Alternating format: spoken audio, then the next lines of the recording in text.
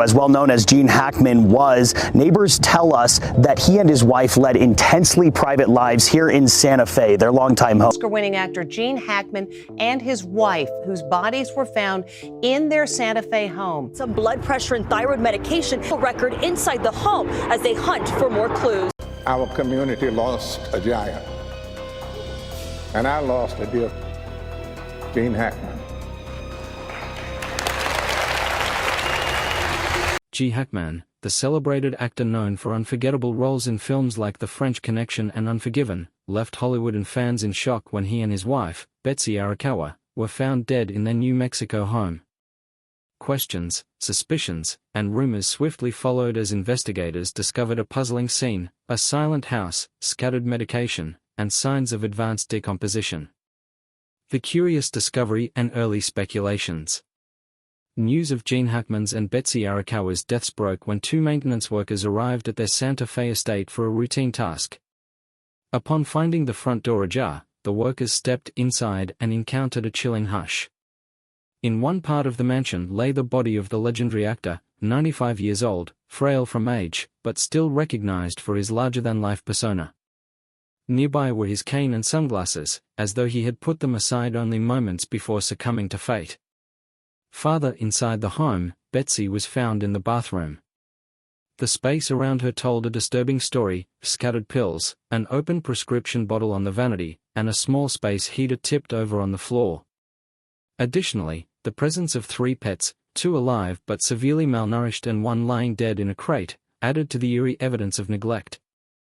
The house itself seemed frozen in time, with no sign of forced entry or indications of a violent struggle.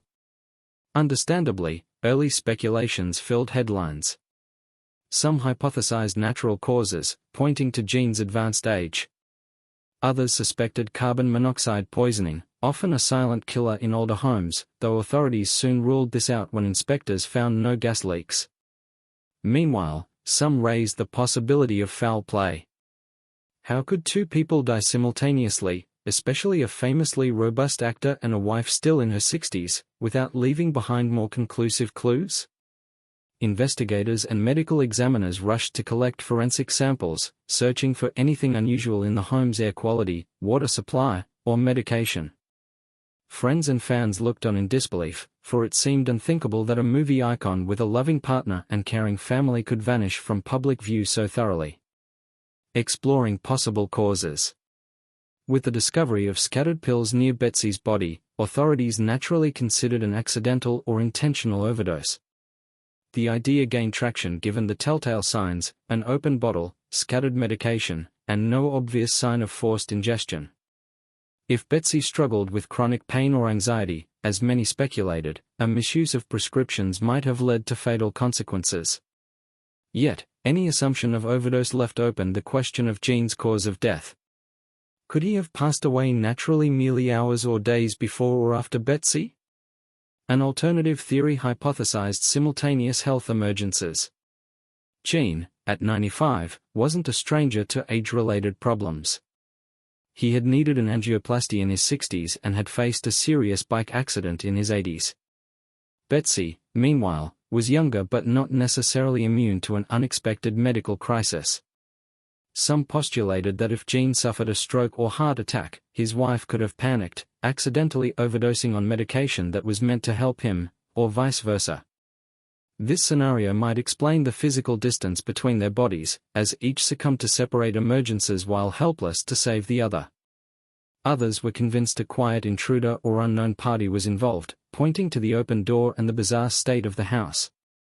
Although no valuables were reported missing, many argued that something intangible, like a personal grudge or hidden motive, could have led to tragedy. Still, no footprints, forced locks, or overt aggression were evident at the scene. Throughout this investigative phase, local sheriff's deputies took care to gather records from an online health portal called MyQuest, along with the couple's cell phones and daily planners. Their hope was to glean crucial insights into ongoing medical problems, upcoming doctor appointments, or a final farewell. Physical documents sometimes speak more clearly of day-to-day life. Had Betsy documented unusual symptoms?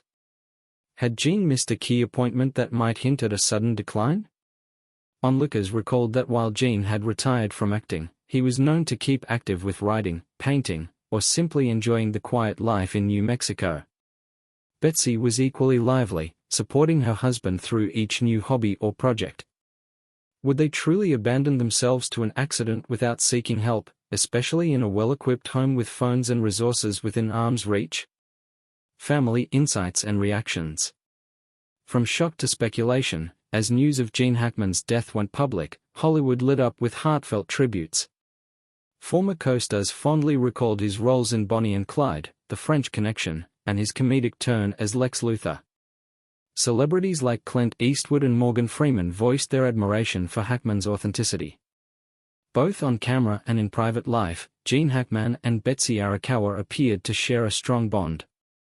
However, behind these public gestures of mourning lurked quieter, more complicated emotions among Gene's family and close friends. Gene had children from his first marriage, including daughters who spoke up in the aftermath. One daughter, Leslie, initially expressed disbelief that her father could have passed so unexpectedly, given his robust efforts to stay healthy with activities like yoga and Pilates well into his 90s. Early on, she considered the possibility of carbon monoxide poisoning, a silent threat in older homes, hoping for an explanation that might tie all the loose ends together. However, subsequent inspection found no such leak, leaving her with unanswered questions about how two people she loved could perish so silently. Another daughter, Elizabeth, echoed her sister's concerns. She emphasized Betsy's devotion to Gene's health, describing her as a constant caretaker who monitored his vitals, dietary needs, and overall wellness. It seemed unthinkable that Betsy would neglect her husband's care without good reason. If there had been some tragic event, be it a hidden illness or a freak accident, Elizabeth hoped the autopsy results would supply clarity. The perplexity deepened further when they learned about the open door and the dog found dead in its crate. "That wasn't how Dad and Betsy lived," one of them commented. They loved their pets. The confounding details of the scene fueled heartbreak as well as suspicion. Had the couple decided to end their lives together? This idea didn't match the memory of Gene as buoyant and calm even in old age. If anything, old Hollywood acquaintances remembered him as fiercely protective of his health and retirement, cautious about avoiding undue stress after an earlier heart procedure. Meanwhile, Betsy was decades younger, presumably with many productive years ahead. One of the most pressing practical questions following the tragic discovery was what would happen to the bodies of Gene Hackman and Betsy Arakawa. According to standard procedure, law enforcement secured the property and summoned the medical examiner team once the pair were found. Because the bodies showed signs of advanced decomposition, including dryness and mummification, specialized resources were required to handle and transport them carefully. With no immediate cause of death confirmed at the scene, the remains were taken to a nearby forensic pathology center for autopsy. Since the dryness of the remains could complicate procedures such as drawing fluid samples, pathologists aimed to gather as much tissue, hair, or bone marrow as possible for toxicology and other specialized tests. In cases of prolonged exposure to heat, certain indicators, like levels of decomposition or the presence of certain insects, can help establish an estimated time of death. Reports indicated that officials performed individual autopsies for Gene and Betsy, analyzing any differences in pathology to determine whether one had died earlier than the other or if they had both succumbed around the same time. Forensic experts also checked for microdamage to the bones or tissues that might indicate a fall or physical struggle. Additionally, preserved medication remnants found at the scene were tested to see if the pills matched prescription records, an essential step to rule out tampering. Public interest spiked significantly once the bodies were transferred for official examination. Media outlets clamored for inside information about the condition of the remains, especially given the initial speculations of homicide or accidental overdose. However, New Mexico state statutes often protect the privacy of dissident medical information until the official coroner reports are completed and released. Behind the scenes, Gene Hackman's passing and the unusual conditions of his final days raised broader questions about the hidden pressures he faced off-screen. One cannot forget that this was a man who once battled stiff skepticism early in his career at the Pasadena Playhouse, only to prove his detractors wrong by becoming an Oscar-winning actor. The same gritty determination no doubt carried him through multiple health scares, an angioplasty in 1990, a bike accident in 2012, and the normal wear of aging. Still, to both fans and colleagues, he seemed determined to maintain an image of vigor in retirement. Betsy Arakawa was known to be a stabilizing force in Hackman's life, encouraging healthy habits and creative outlets such as painting, writing historical fiction, or simply basking in the tranquility of rural New Mexico. The couple radiated an image of quiet contentment, making the notion of simultaneous tragedy all the more astonishing. If they were grappling with undisclosed illnesses, few in their inner circle were aware. There were no widely reported hospital visits or crises in the months before they were found, suggesting that any underlying problem might have manifested rapidly. As the investigation continued, the Hackman mansion in Santa Fe stood abandoned, sealed off, awaiting final reports. Police tape surrounded the area while forensics teams combed through every detail. Eager news outlets circled for updates, but official statements remained measured. Autopsy and toxicology tests can take weeks or even months to complete, meaning it would be a drawn-out process before the public learned whether the couple succumbed to medical emergencies, medication errors, or other hidden factors. Meanwhile, the family was left to plan memorials without a definitive explanation. Hollywood luminaries expressed sorrow that Gene Hackman, a man who had graced the industry with some of its finest performances, would not receive a simple farewell like many others before him. Instead, he and Betsy became the subjects of a grim puzzle. Social media tributes multiplied, with fans posting favorite scenes, photos, and personal testimonials about how Hackman's roles had shaped their love for cinema. In an effort to look ahead, some supporters and relatives hoped that once the autopsy was concluded, answers would put to rest the swirling rumors.